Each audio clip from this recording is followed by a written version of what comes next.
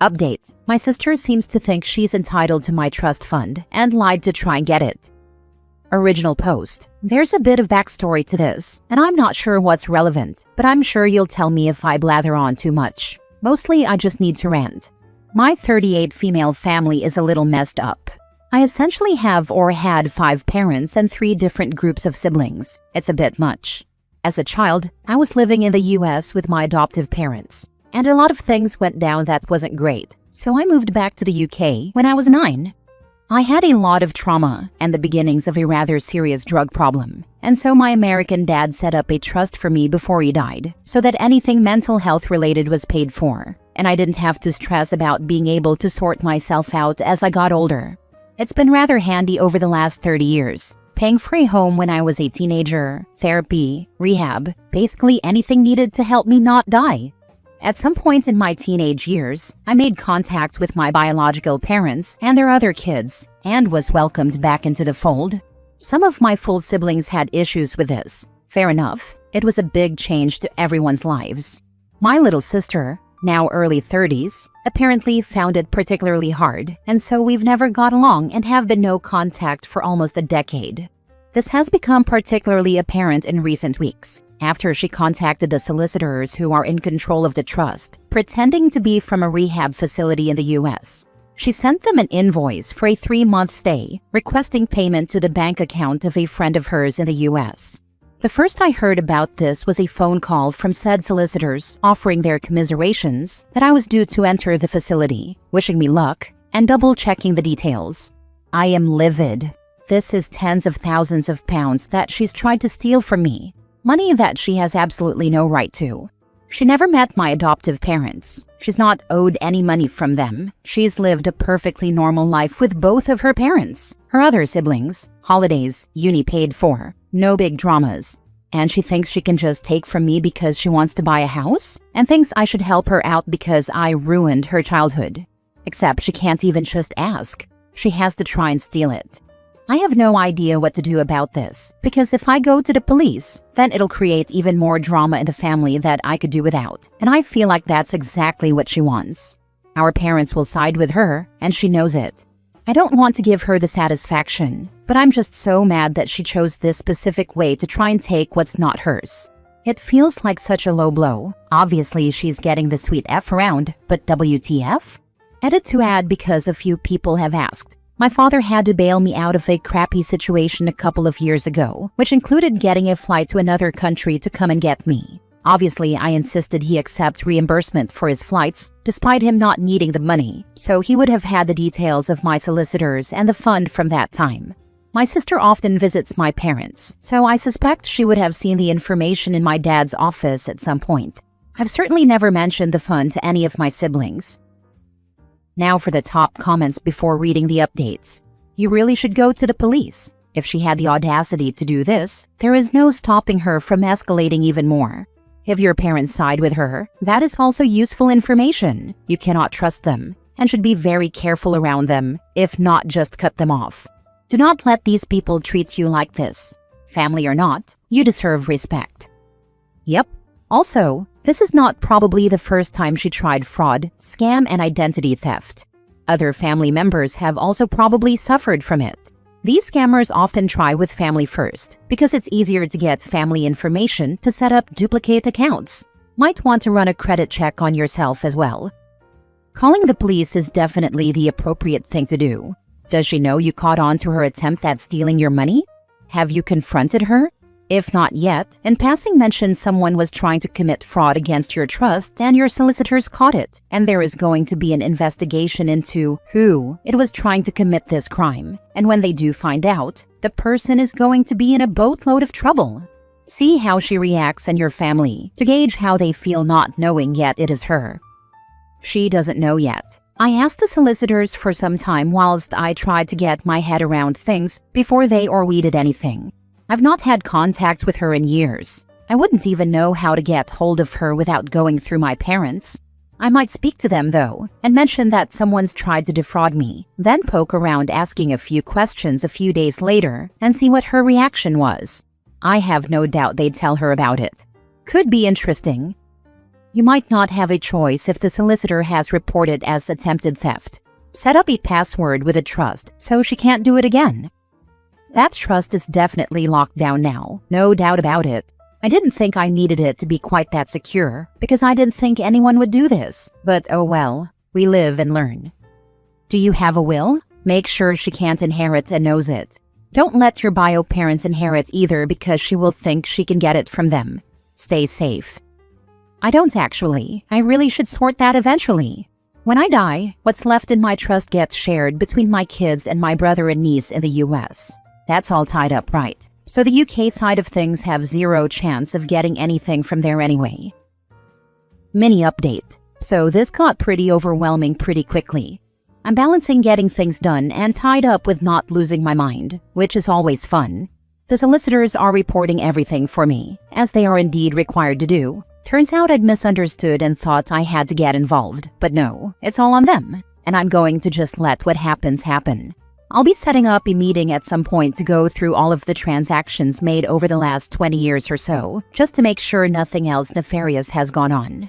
Thanks everyone for the reassurance that I'm not doing something wrong by wanting this sorted, but I'd appreciate a little less speculation on my life and the role my parents play in it, if you could manage that.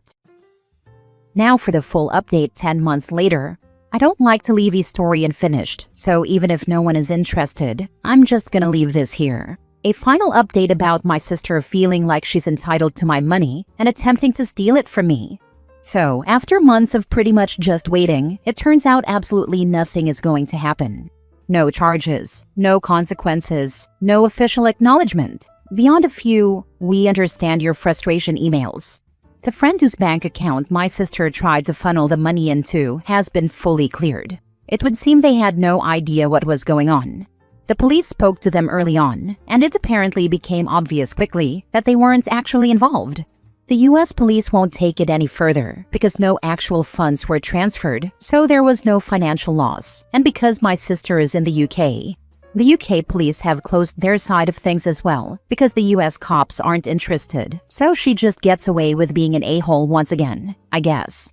So that's that. 9 months of paperwork and stressful meetings with solicitors and one minor mental breakdown, only to be told it's essentially gone nowhere, which is pretty anger-inducing but also kinda expected.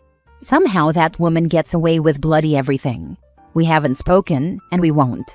I'm not sure what my parents' involvement with her is these days, but I know they won't be expecting us to be in the same room as one another again. So I guess that's some level of support. No contact prevails. I know this is frustrating, but you got a small win in that she was entirely unsuccessful in getting your money. This is true. I haven't read all the comments, so this may be redundant, but make sure your solicitors know to never pay out one single penny without your express permission, and maybe your notarized signature. I would set up a security code that only you know so no one can try to impersonate you. Also, make sure you have an ironclad will that your sister cannot contest. Maybe leave her $1 or pound so that she cannot claim you forgot about her. If OP is adopted, then legally speaking, her bio relatives aren't her relatives anymore, as all ties were legally cut. Yep, this. In the eyes of the law, other than my husband and kids, I have one stepmother and one niece. Time for a new bank, one that she does not know about. Solicitors have closed everything down and made it effectively inaccessible for anyone but myself and my husband, so we should be good on that front. Next story. Am I the a-hole for telling my parents if they subsidize my sister's living expenses, do not expect me to subsidize theirs? My sister has a decent job, but has yet to move out of our parents' house, because why pay rent, food, utilities, etc. when you can get it for free? She is 26 years old and loves to brag about how much she is saving by not paying rent and stuff. She is currently on a vacation with friends in Japan. So I recently told my parents they need to give her the boot and let her be an adult, or I will stop helping them out with their expenses. Our parents did good by us, and I don't mind helping them out, but I don't feel right giving my sister a pseudo-free ride. She brags about how she is ahead of the game for retirement and stuff. I told her of course she is, because all her major expenses are covered by someone else. Generally, my parents feel I am being petty because it is a lot harder for my sister's age group. I reminded them it was hard for me too, but I had to make it work. For whatever reason, they feel she has it so much harder and needs this extra support. I agree that maybe an aspect of jealousy is present because living at home was never an option for me. For my sister, it was just assumed, but the other reality is my parents could not afford to let her live rent-free if I was not helping them out. I pay their mortgage, insurance, and property taxes. They suggested I use that money to help my sister instead, so she can move out. What? She can afford to fly and stay in Japan for 1 month. She goes on multiple vacations a year, and she needs help paying rent? I get that they are worried about her mental health. She shuts down very easily, and in high school she had a bad stint with self-medicating. So sure they are afraid of her going back down that rabbit hole. Maybe I am just being the jealous older sibling because I didn't get the same type of love and care she did. I was old reliable. It was expected of me to do well. She got a B and it was a major event. I graduated with honors and got a card with $50.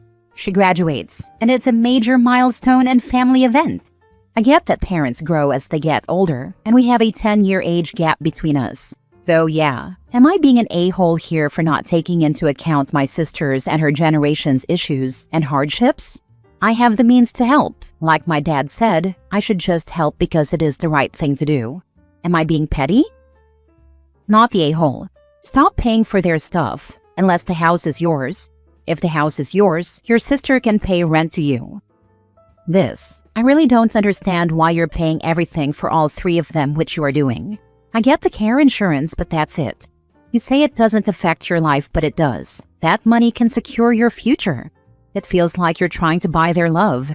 As the poster above has said, continue paying if the house goes in your name. Why are you giving them money they never gave you? Why don't you save that money for yourself and let your sister pay rent? You have been old reliable because you won't actually stand up for yourself. You are enabling your sister by helping your parents. If your sister has no job, how do you think she can afford to go live in Japan? You need to learn to be selfish like your parents and your sister by not giving them money they never gave you. Tell them you learned from them not to give money to family, as they have never given money towards you. She has a job, and what I give my parents is 100% disposable income. By no means am I hurting, which is where the pettiness comes into play. That's not the point that it's disposable. Why are you giving them money in the first place? Actually, what you are doing is already helping them subsidize your sister. You have to realize that, right? Was just trying to help out. They have been using said money to booster their retirement account. The original goal was to free up funds for them to save more for their retirement and for me to help them off the house sooner so when they retire, they don't have to worry about such a large sum. By 2031, the house should be paid off at the rate I am going. I also pay for their LTC insurance policies, just in case if they need them in the future. Yeah, I know, which is why I am torn, because I want to help them and allow them to live comfortably in their twilight years with minimal worries and concerns. I just don't want to let my sister coast by proxy. Last story. My sister cut me off because I didn't welcome them to my home for as long as they need vacation. Exactly as it says. My sister stopped talking to me because of a visit she decided to plan to the country where I live. At first, when she told me she and her family were thinking of coming, I was genuinely excited. I hadn't seen them in a long time, and I thought it would be a fun, meaningful reunion. But as the details started to come out, the excitement turned quickly into anxiety.